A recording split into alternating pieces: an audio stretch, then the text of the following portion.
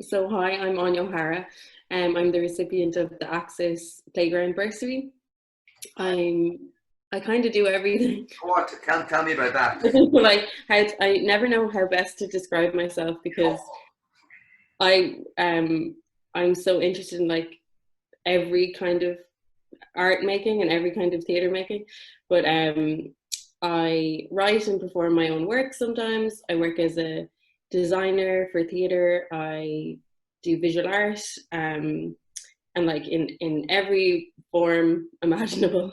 Um, yeah, And come so here. that's pretty much it. Okay, so I mean, was that where, like, were you looking back at yourself when you were younger? Like, were you always a creative Um, person? Were you always kind of, yeah, so like me and my sister, we were from like the absolute middle of nowhere in the country, and we would just spend lots of time like making up elaborate stories and like worlds, and like we just had each other, so we would kind of just create stories all the time and like be playing out all these like elaborate. We were obsessed with boarding school for some reason. So a lot of our stories were about boarding school because I suppose that was so different from our life. We were like, it's exciting. yeah? And we used to just like do like drawing, painting, making anything we could. We used to love knitting. So there was like anything creative that we could do in the house, we would. And come here, whereabouts are you from? So I'm from North Mayo. It's a place called Lacken. Okay. It's really small beside the sea. So our summers were kind of just like us in the house, Yeah, yeah. finding ways to keep ourselves occupied. Like, And then as you grew kind of like, as you kind of grew up through primary school and secondary school, was that like, did it become not formal, but like, was it kind of going, okay, this is more than just, was there a time you kind yeah. of went, this is a bit different? Well, my parent-teacher meetings were always like, Anya's very creative, or like Anya's very imaginative. But there's never anything like really can't add, but such a good imagination. So like, yeah, definitely all the way through like primary school, I would be in charge of like anything artsy or like making the costumes for like our nativity plays. So it started pretty young. It's funny. It's kind of the last few of these interviews I've done. I've kind of gone. I wish I'd asked people to bring photographs because now I have this image of you sewing and knitting costumes of Jesus and Mary and goats and donkeys and. But like, was that making thing? Was like you enjoy that kind of tactile place? Yeah, I really, really loved it. It was part of our maybe like junior and senior infants. You learned French and you also learned how to knit. I think specifically because our teacher could speak French and could knit, and she was like, "I'll do this. This will keep them quiet for a while." So it was just kind of like by chance that we had the opportunity to do stuff like that. But um, I was gas. I mean, an amazing skill to have though. Like Yeah, I can't do it anymore. you know, it's gone. Oh, Because my hands are like shit now. of course, yeah. So they kind of give up. It's really sad. But I swear I was really good at knitting when I was like 5. I swear. Yeah. And maybe it's worth kind of saying when you mentioned actually, I mean, we'll get to it later, but when you mentioned about your hands being shit, like, can you explain kind of a bit about that? It was, Well, I have fibromyalgia, which is like it's difficult enough to describe, but I'll try. So for me, it means lots of different things for lots of people and presents in different ways. But I have chronic pain, so like I have like I'm every single part of my body, like every single bit is in pain all of the time.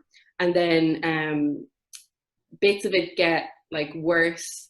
And especially if like I find my hands get really bad because it's like when you use something all the time, it's like repetitive strain as well. And there's like so in like this hand I have arthritis as well.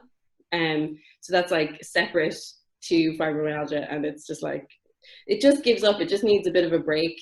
So kind of activities that involve the same movement over and over and over really just I can't.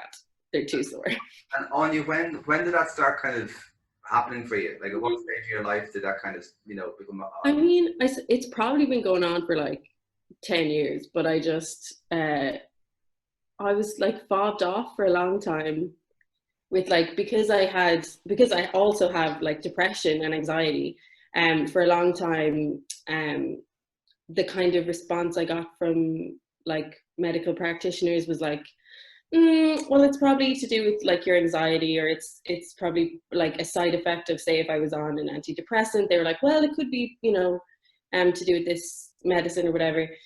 So I was like, okay. And then I'd kind of go away for 6 months and it would get worse, and I'd come back and get a similar response. And then it just kept getting like worse and worse and worse until I was like, this isn't like, I'm not depressed at all right now. Like, I'm mentally doing great. Can you send me somewhere else? And then there was like, I was in town and like my whole left side just like stopped working. And I was like, is this depression? And went sort of like to Aine. And then that was about like 4 years ago maybe. And then that started off, I got sort of more stubborn, and I was like, I really can't, whereas before I was like, I can work through this pain. There was something about this new symptom of like numbness and loss of power that I was like, I don't know how to continue with this. So I was like, I need help. And then just started like hounding the HSE. Yeah, but I mean, you mentioned that kind of stubbornness. I mean, in Smock Alley and Seen and Heard, kind of, I mean, I think, that journey was horrendous, but also the fact of having, underlying anxiety. I mean, that doesn't help when you're then trying to figure out this other thing, because, we all have it, and you kind of go, spirals aren't helped by having something that's... Exactly. And because like, well, I don't know what it is for everyone else, but like where I was growing up, kind of, you wouldn't be talking about anxiety, you wouldn't be open about depression. So like there was always this kind of questioning of whether it was true, and then to have another symptom, and to have a couple of different symptoms that again also you couldn't see. Like, I was just like, maybe I am imagining them, maybe, and you're like questioning yourself, and then that of course makes you anxious again, and then everything kind of falls together. Yeah, no, it's not. I mean, but it's fascinating to kind of talk to you, and to Debbie, kind of working alongside you with your kind of bursary. I think the kind of the aims though that you set yourself are kind of really interesting. Do you know what I mean? It's kind of, it's not that you're wearing it, but it is part of you. Do you know what I mean? And I think that's kind of that's a really interesting and interesting journey, I suppose, to be able to kind of move things separate that at some stages in your life mightn't be able to be separate at all. Yeah, like when this initially started to get more and more serious for me, I felt very much like I wouldn't be able to make work, and I wouldn't be able to be like an artist. And then I was, freaking out because I was like, well, what else am I?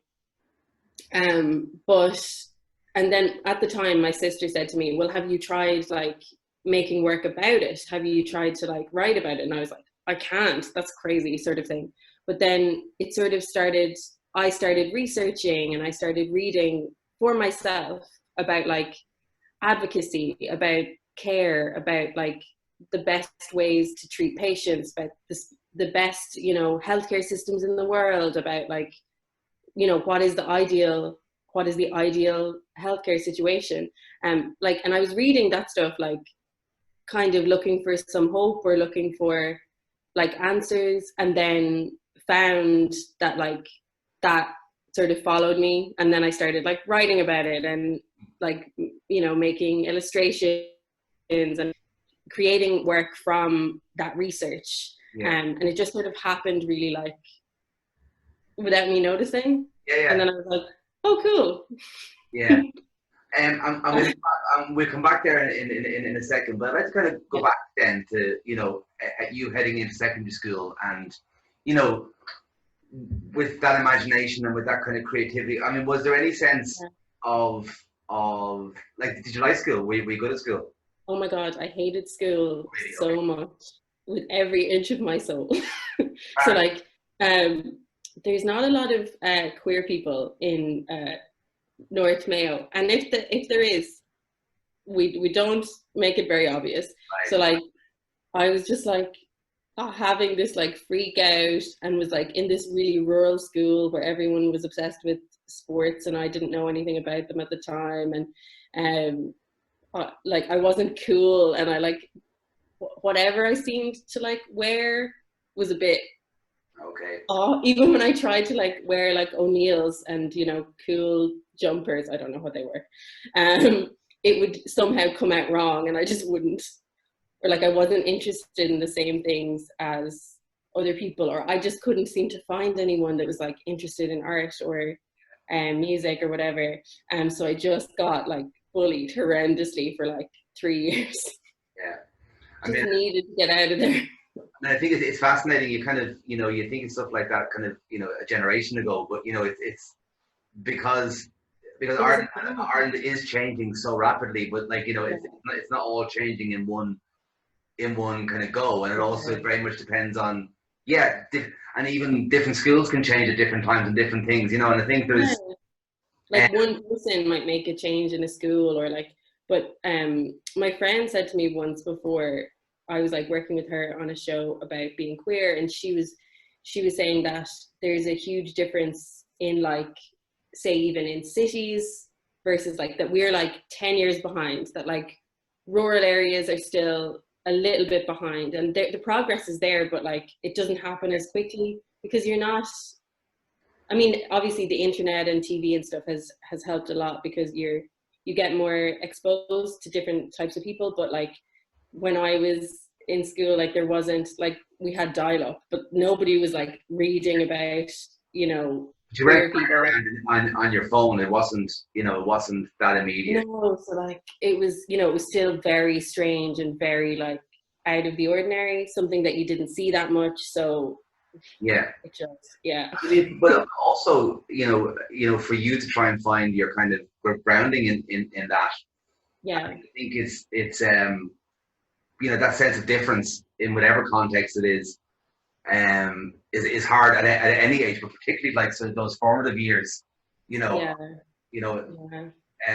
and then was it kind of, what happened when you left school? Then did you have an idea Well, about like what you wanted to do, or what yeah, what? I always wanted to be an artist. So I was always like, artist, yeah, that's me. But I didn't really know how you would go about that, or what like. Yeah, And then when because I was badly bullied in the first school, and then I moved to like a bigger school in the town. yeah, And there was like a really good career guidance teacher there, and there was also a really good art teacher there. And he talked to me like a human, like, and talked to me like I was on his level, and was just really helpful, and like was giving me books to read and like things that I might be interested in. And I was like, oh my God, I could actually do this. And then he was sort of like telling me about like different places you could study art, and like telling me what would be like in a portfolio. And I started to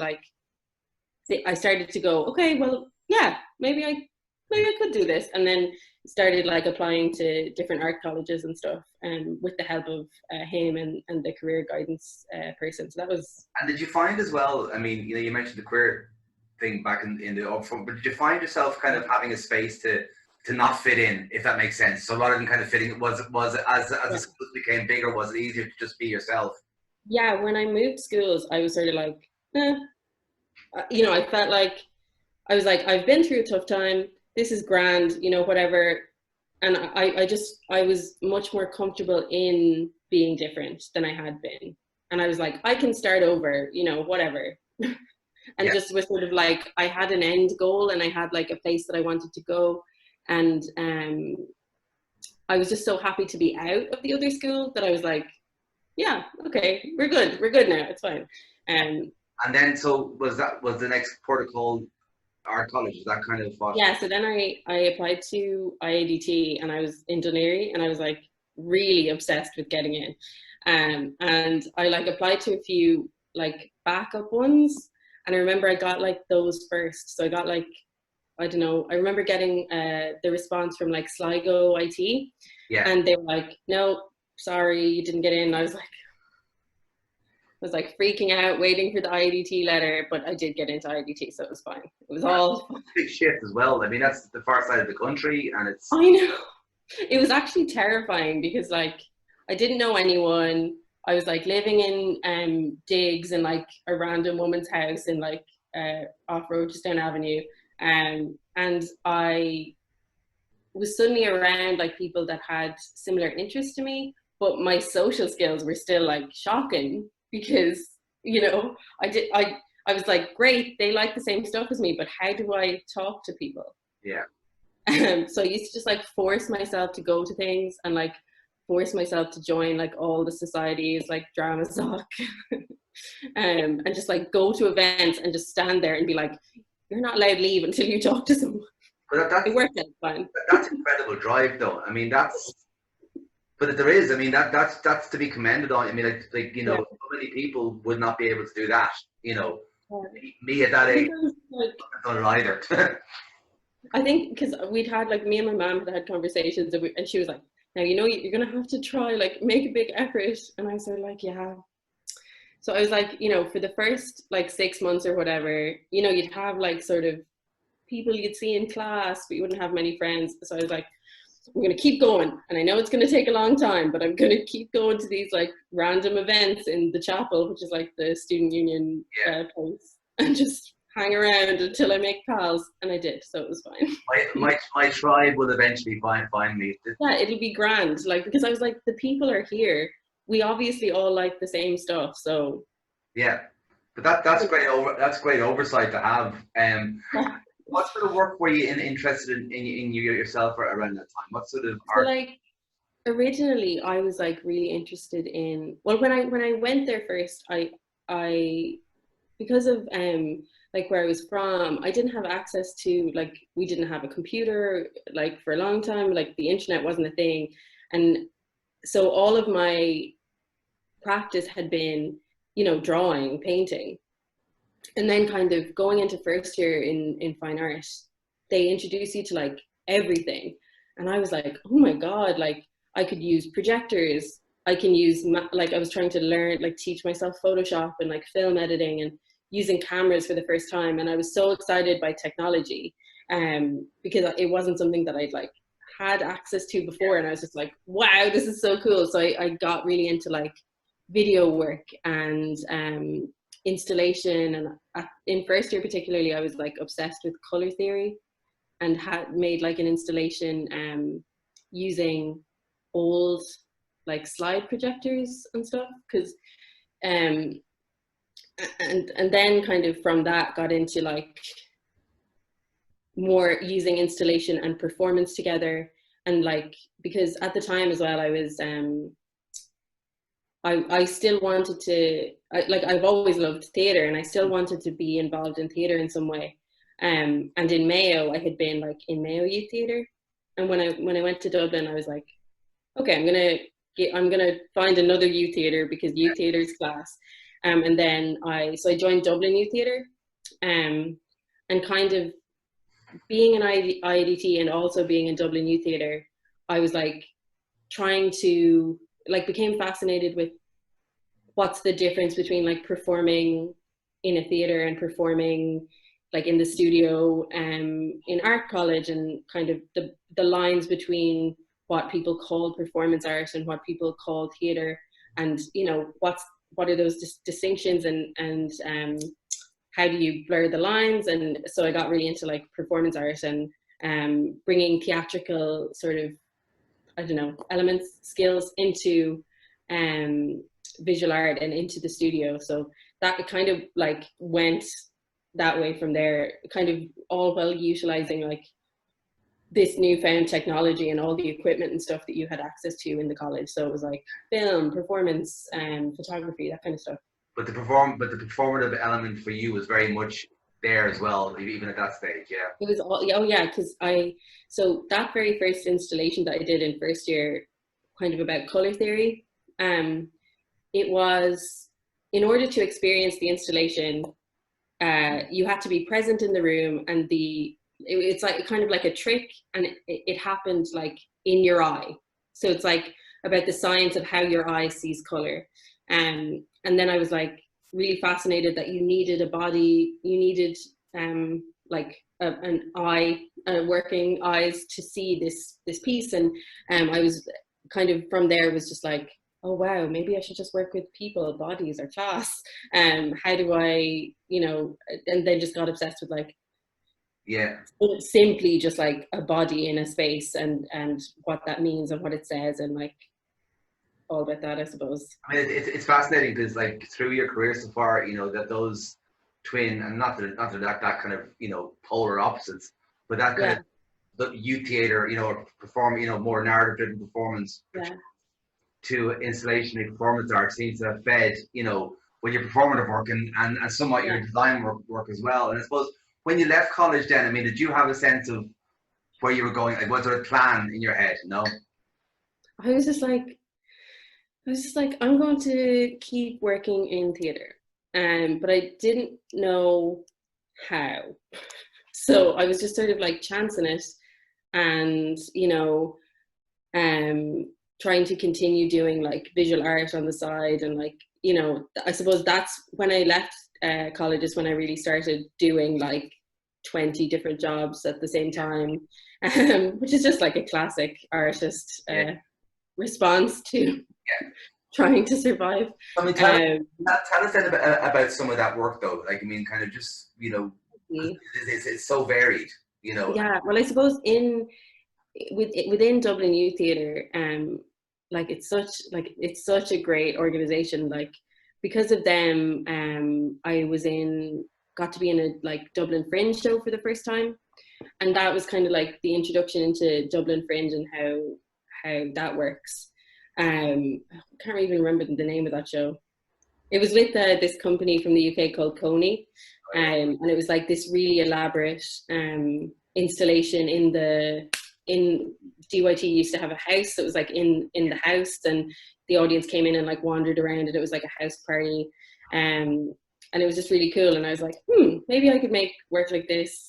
I could find ways to work with like Fringe, or apply to that sort of stuff. And then I applied to they have like their willing workers list when there's normal Dublin Fringe festivals, and I applied to that, and just like put that I was interested in, that I had like skills in visual art, and I was interested in like graphic design and set design and stuff like that, and sort of found a few people found me then from that. And like I worked on like everything that I could find, and like anything from like buying costumes for people, sourcing props, doing like stage management, to then like later doing like more design stuff. And then when I had the courage, performing my own work. I mean, that's a big, and I said like, a lot of people, that trajectory kind of would map an awful lot of people's kind of beginnings, or not beginnings, but the way careers kind of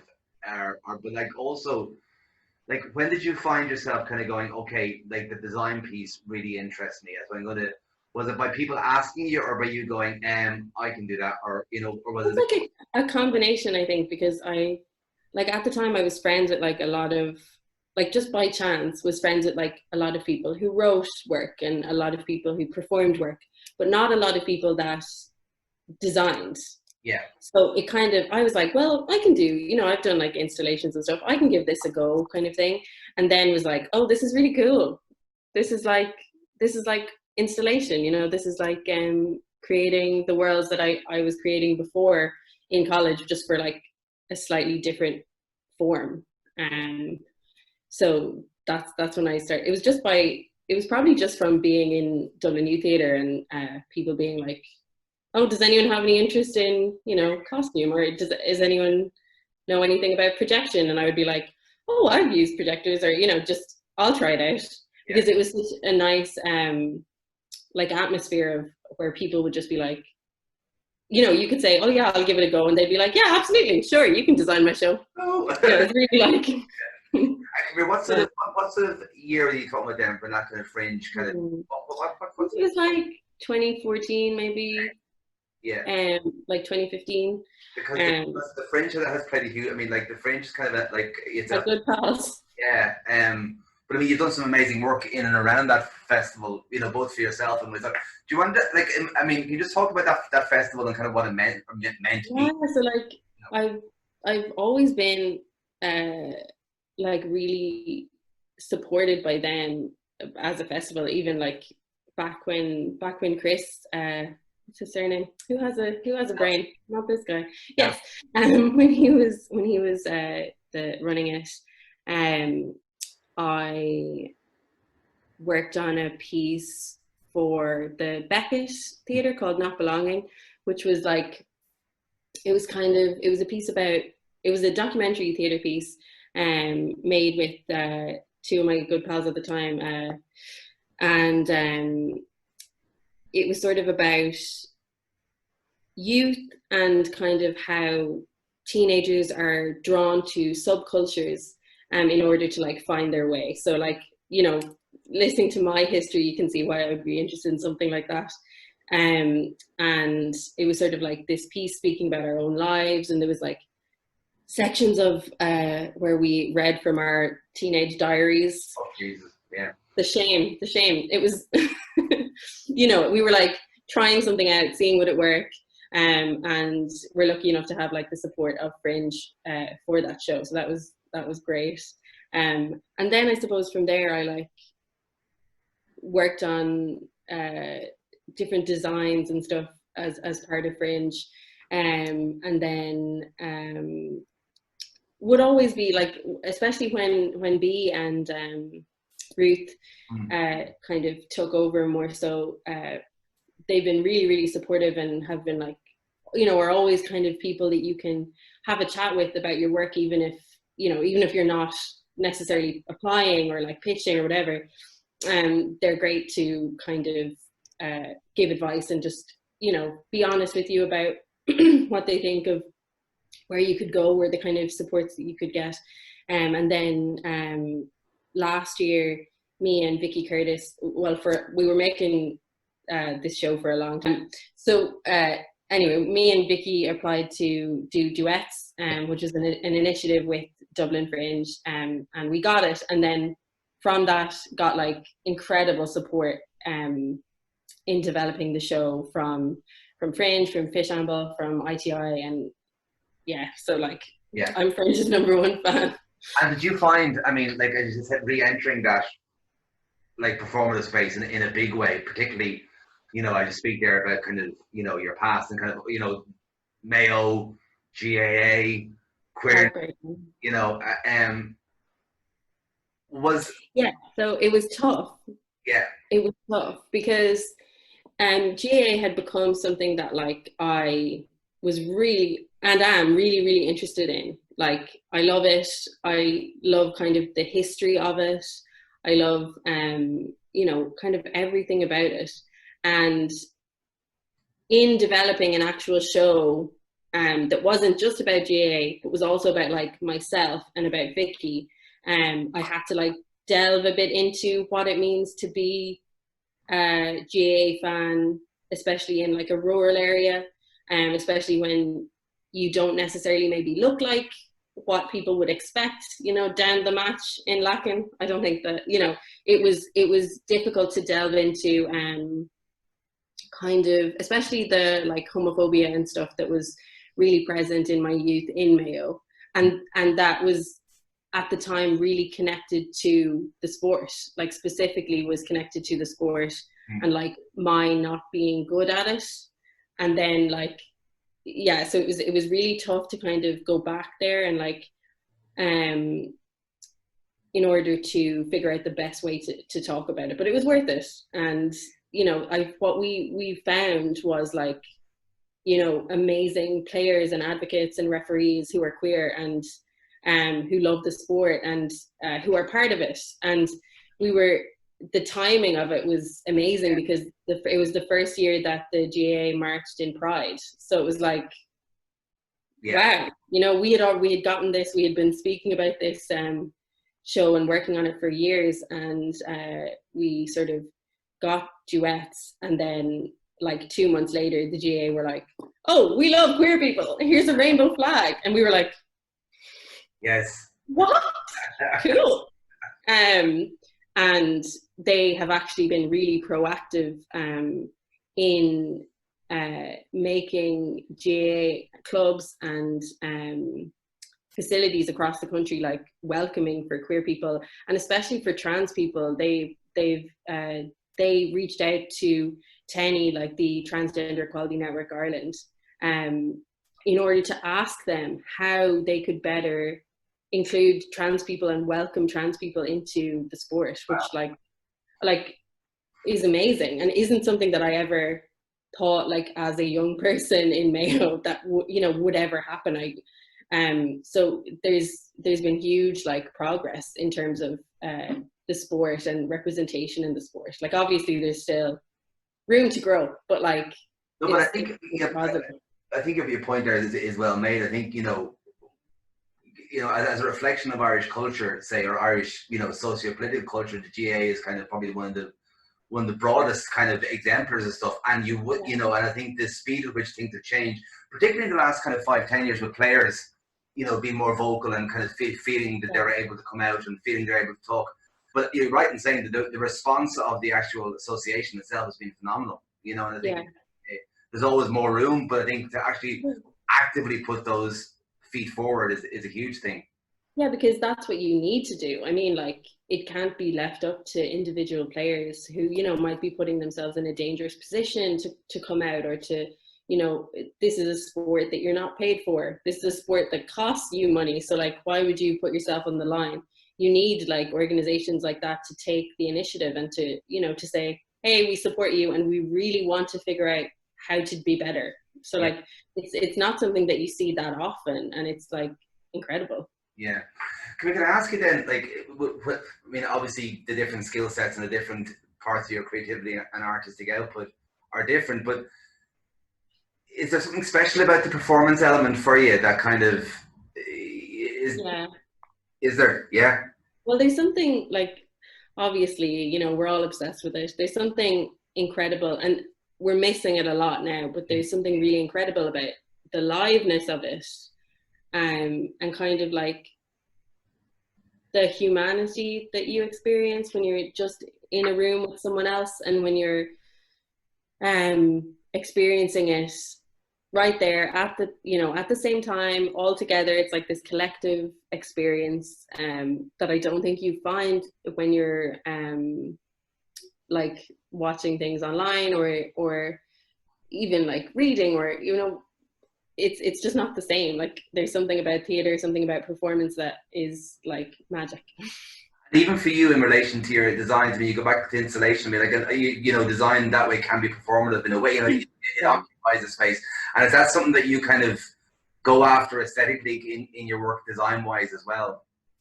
Yeah, I mean, I feel like when I'm starting, I'm looking for like ways for the design to be another character or another like person, kind of become alive, I suppose.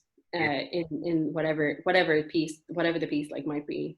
And is that kind of, well, it's presuming that way then, kind of, everyone says it, but like, it's felt by different people more, but the whole area of kind of collaboration then would be very, the people that say on work that's not your own, going into design a piece of, I mean, like, how, talking about some of the stuff that you've done in relation to how do you like to work out, or is it very different depending on what company or what director? I think it's different with everyone, because like people have, especially like directors and writers, have like very specific ways that say they want to run a production, or they want to run a rehearsal room. So like it definitely varies depending on who it is and what their style is, and like obviously works better with some people than it does with others, and like you mesh better with some people. So yeah, it really depends on like who and what, and like, what the budget is. Yeah. Well, there is that. There is that, not being asked to be a miracle worker as well. Yeah. Because you've had close collaborators over your career, and I think it's, I said to you before we press record, a lot of people who are kind of in here this autumn, winter, who keep mentioning you. You know, so you've infiltrated. He's been hanging around for like a really long time, just like won't give up. Um, yeah, I had like a really great time working. Like, so before lockdown started, I was working with Superpower, who were like a theatre for young audiences company, and we were doing like this really elaborate piece about Kathleen Lonsdale, who's like an Irish crystallographer. She's incredible, and it was just so much fun, like that kind of collaborative process where they were like really open to like, you know, whatever I wanted to try, and like you know, just see how it goes kind of thing. And there was so much experimentation, and I love kind of working like that, because you can find you can come up with really cool ideas if you're sort of like given a little bit of freedom to experiment, I suppose. Yeah, great company. Yeah, they're class. I think it's just bringing it kind of up to present day in a way, in relation to, say, you know, the excuse me, in relation to your work from a performative sense, and obviously, you know, coming from the previous show, but also then, as you say, you know, the fibromyalgia kind of, as it grew and grew in kind of intensity for you, and also grew in realization what it actually might be, and then what it actually was. But trying, you know, to turn that into art, or to not so much to turn that into art, but to kind of to embrace it through art, let's say, and try and find a way through. Like, when did that kind of real crystallization of you wanting to do that come? I think that it's been like a really long process. So because of fibromyalgia, my memory is really bad, especially short-term memories specifically, and I find it really difficult to like remember what a certain doctor said to me, or where I was, or what tests I had done. So I used to like take pictures of myself on that day, and like take pictures of myself like with the name of the doctor and like the sheet or like the test results. And then I just had like, you know, 20 or 30 of these images, and kind of every time I would go, I would take another picture. And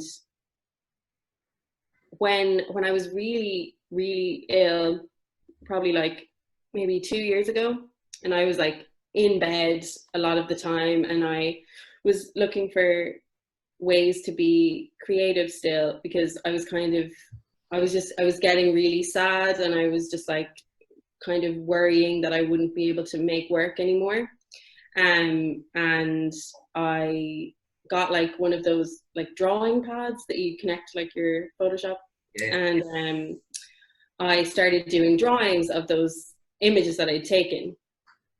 And then I suppose I started like making comics and stuff of them, and kind of poking fun at like the treatment that I'd received or not received, and like kind of looking for humor in it. And then, as I was saying before, like at that time I was just doing tons and tons of research, like trying to figure out not only like what I had, but like how I would receive treatment, and like what the ideal way was, and like, you know, is anyone in the world doing it right? Like, is anyone taking care of people? Is there any like conversation, you know, taking place between patients and physicians, or is it all kind of disconnected? And I suppose all of those things kind of just came together, and I suddenly was writing and drawing and making work about this, and I was just like, cool. It just sort of like, it happened slowly over time. And because I think that when I'm really upset or like stressed out, my response is to make something. And at the time, what I thought was just like, you know, drawing a little bit to like calm myself down, or to just distract myself from pain, or, you know, could be something larger and could grow to be something larger. And we're saying a lot more than I initially was trying to say with them. And then when you actually then kind of, you know, build up that body of work and kind of look back on it, or Yeah. go to the kind of is that your process? You kind of like get it out first and then kind of go back, and like when Yeah. did you realize, geez, there's a show here, or there's something here that's kind of I think that I was just like, it's probably like a year ago, and I was trying to Instagram is kind of to blame as well, so I was trying to like do Instagram stories to explain different things that I thought people should know about. Just trying to teach. I'm that annoying pal in the corner. So I was like trying to talk about like mobility aids and like why, you know, just because someone is in a wheelchair today, like don't be surprised if they stand up and walk. That's not, you know, I was just trying to yeah. explain some things. And I was like, well, I could use my drawings for this. You know, I could use things that I've written for this. And I was literally just trying to like get some points across and like explain things that I didn't feel were out there. And then suddenly had all of this stuff compiled and suddenly had all of this writing. And then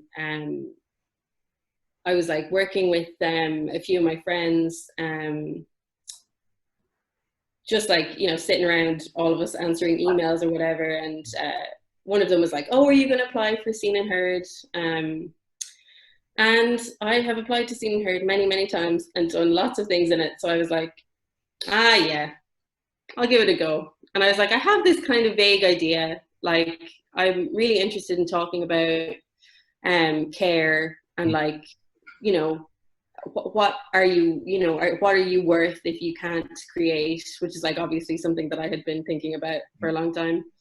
And you know, are you valuable if you suddenly, you know, am I still an artist if I suddenly can't make anything for a while? And so I was like, yeah, you know, I kind of have a vague idea for this. And I was like, I'll, you know, their application is very user friendly. It was like, you know, short, you can just sort of say that you want to try something out and they kind of trust you, for better or worse. And I was like, yeah, sure, I'll throw something in.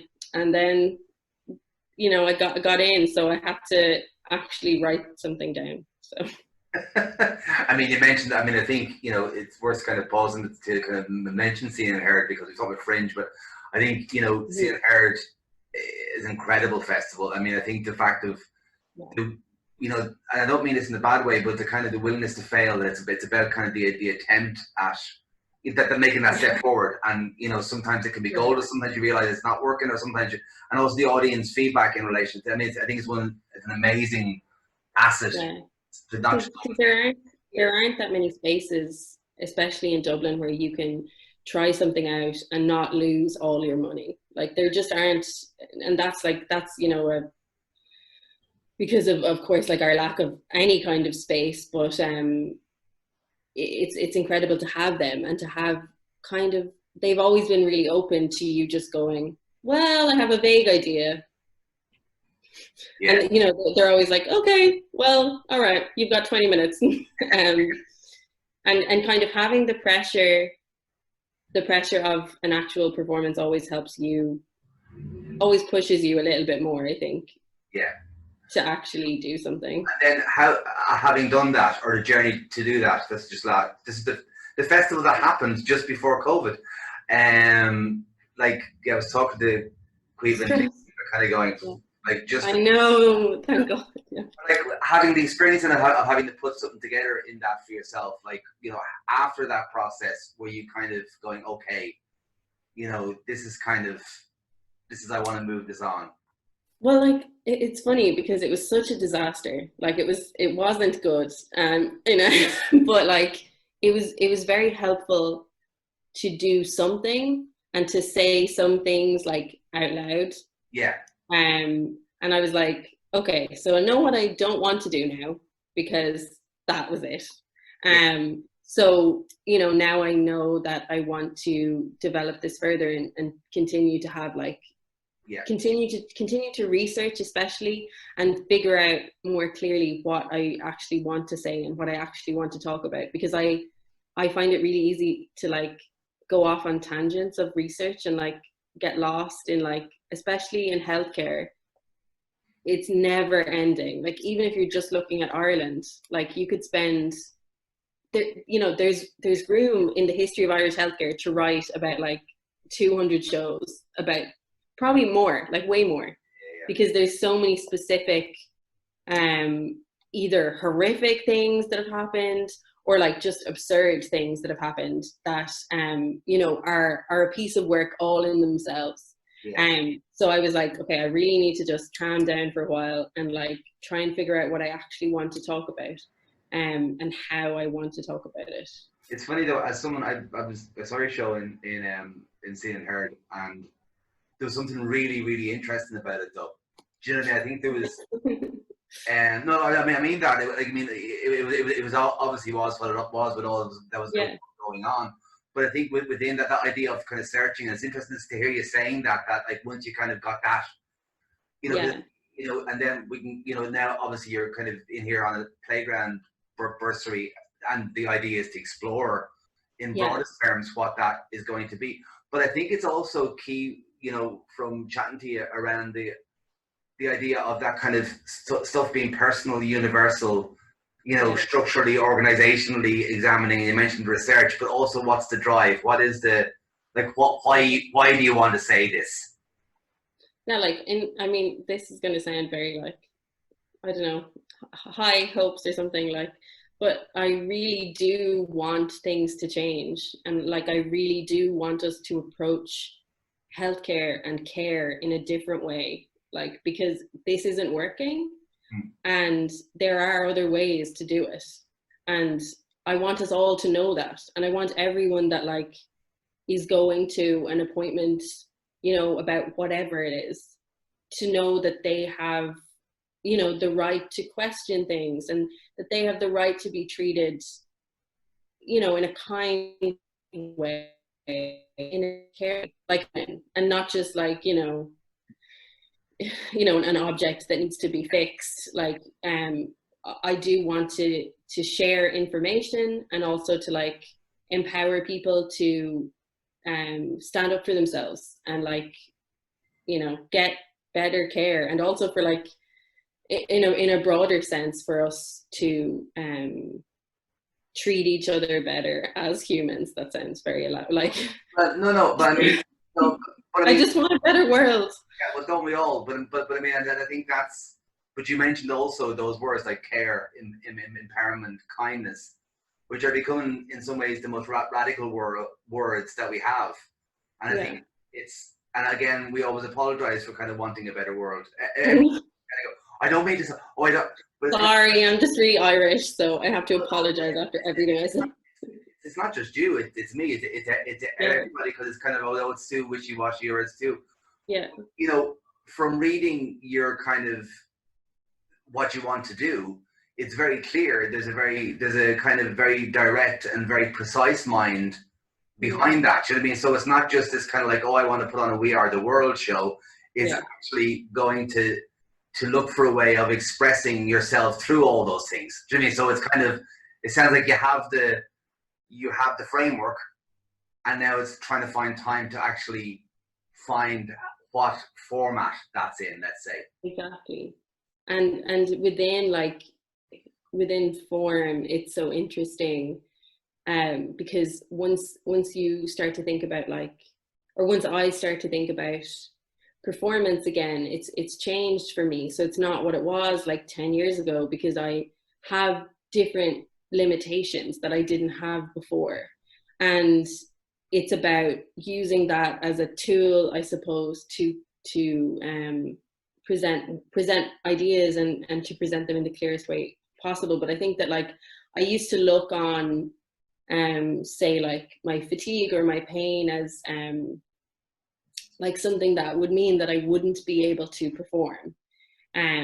But actually what I think it is just like, it's just something that will help me be more creative about the way I perform, and about the way I present work, and what I use, like technology, design, whatever, to get across what I'm trying to get across. And I think with a piece of work like this, it only enhances it, because like what I'm talking about, caring, you know, for people, being aware that there are, you know, millions of different types of people, and not just kind of the four that we see all the time. It's interesting to put a body on stage that says that before I say anything. Yeah. So like, you know. Yeah, well, I mean that's I mean it's fascinating listening to talk about that, because you know this whole playground bursary series kind of grew out of, you know, the Arts Council many years back, but also our relationship with Arts and Disability Ireland, and kind of looking exactly at those ways of trying to flip it, of creating a space where people that had, you know, limitations or disabilities, to create a space where they could try and, you know, alchemize that in a way that they kind of, where the reality is what you're given, but then also what you need around that is real support, resources, and time to develop your craft.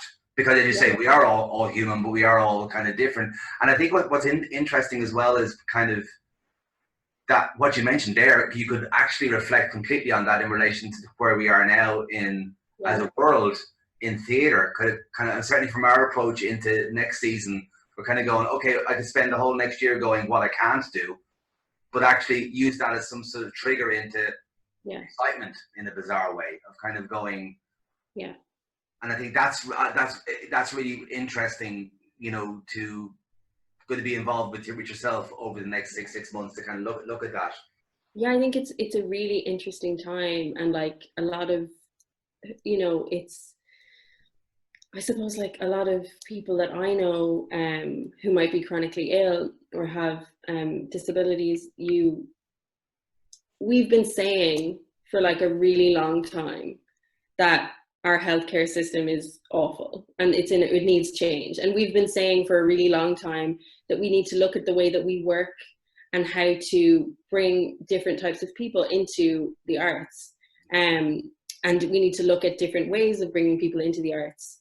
And like, you know, we've been saying this for a really long time, but suddenly this happens and people are like, oh God, we have to work from home. What am I going to do if I can't leave my house? How will I create theatre if I can't leave my house? You know, how am I going to look after myself if I can't go in to see my GP if I have the cold? Or, you know, what am I going to do if I'm in hospital for 6 months? Like, how am I going to deal with that? And suddenly that's like the entire conversation, which is why like we need like to spend more time listening to, you know, the people that have gone through this and know the ways around it and know that there are ways around it.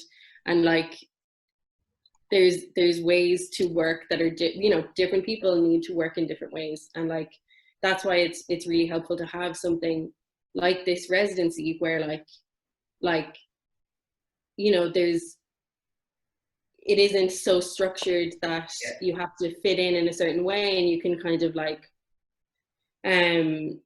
work around or, you know, be flexible. Like that's something that we can do, you know, not just for people like myself, say, who are chronically ill, but like that would help, you know, parents, people who live in different parts of the country. Like there's, you know, we do need to look at how we work and use this time to like, you know, reflect on the changes that we can make, and to be aware that, you know, all of a sudden we could have a production meeting on Zoom and it wasn't the end of the world, you know, and that if you want to have artists, like, you know, a broader range of artists, that you can be flexible, and that, you know, we can change the way we work, and that we actually have to, has been helpful, because it just proves that we can. You're absolutely right, and I'm not going to keep you much longer, but I think that it's come up in conversation upon conversation is that, you know, my firm belief is that if we end up going back to the way things were, that's at a choice rather than, so, you know, now is the time where everything stopped in partial ways. There's different relationships being built up. There's different ways So it's time to actually build something now. And the opportunity will be very difficult, say, in a year's time when different factors kind of come into play. Because everything has kind of been like shaken up. Yeah. We have the opportunity to take advantage of that rather than, like you were saying, like, of course, it's difficult and change is difficult. Yeah. But like, it's also an opportunity to rethink how we work and to improve. Yeah, absolutely, and everyone can.